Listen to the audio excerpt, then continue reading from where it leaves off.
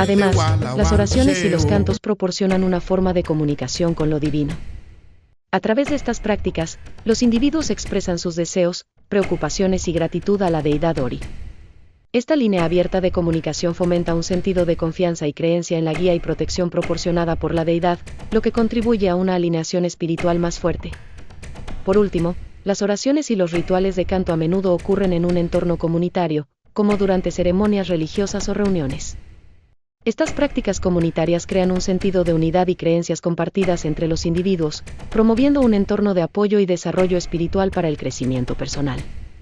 En general, las oraciones y los cantos en la religión Yoruba desempeñan un papel fundamental en el establecimiento de una conexión profunda con la deidad Ori, promoviendo el crecimiento personal, la alineación espiritual y un sentido de comunidad entre los individuos.